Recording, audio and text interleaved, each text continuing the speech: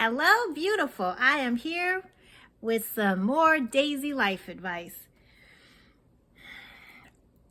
We cannot control other people in relationships. And a lot of times when you put all this emphasis on, oh, I want this special person, I have to be with this person, or what is my significant other? Are they not talking to me? Are they not liking me? How do they feel about me? I need them to stay safe. I need them to be here. But then when you are with them, you feel completely unsafe because you don't know what's going on. And the safety and security starts with us. Do not, you winning a partner, winning a relationship, that's not a win. Because that's not something that should be in competition. You should never have to be in competition for love. The only competition you should ever be with is with yourself, to be better a little bit every day.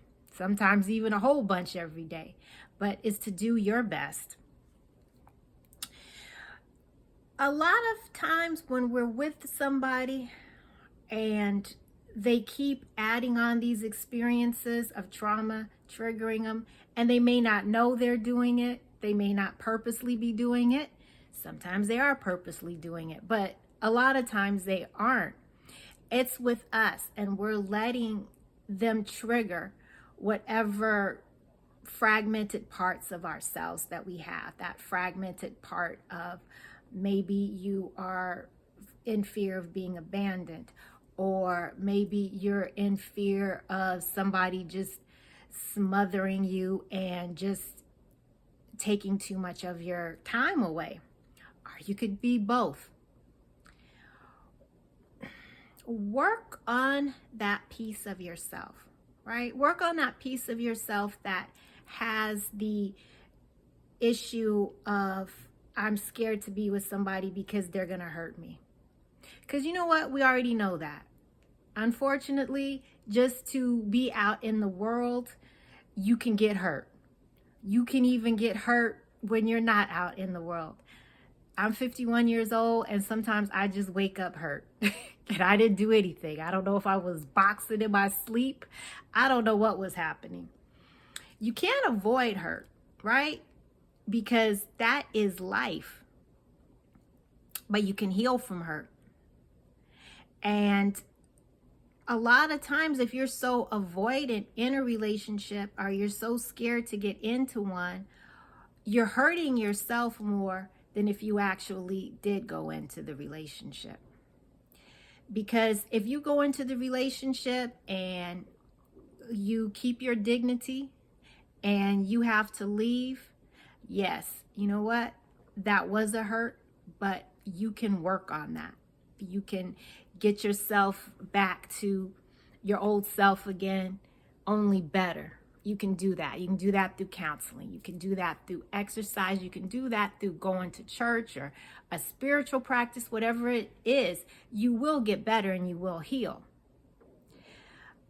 If you never try and you never make an attempt to have a good relationship or to work on a relationship, then how are you going to feel? Because then that's going to be, whoa, what did I miss out on? I don't know. And you might not have missed out on anything, but in your mind, you're thinking, oh, something so good I missed out on.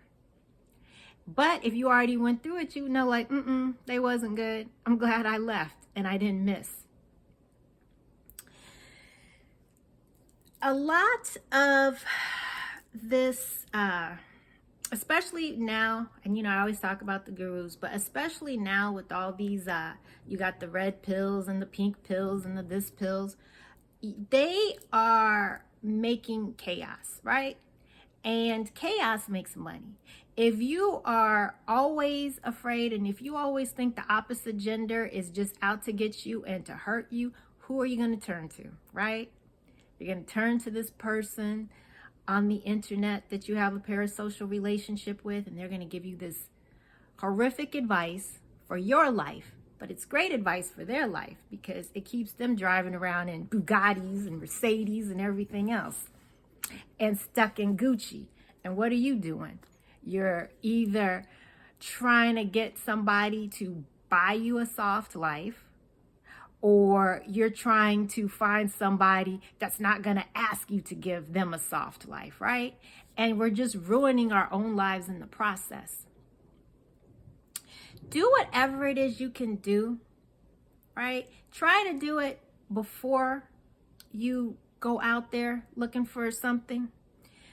But if you're already in a relationship, take the time. Is this helping me to grow? Am I helping this person to grow? Or am I just giving this person everything and they're glowing up and I'm looking like an old raisin because I'm giving them everything?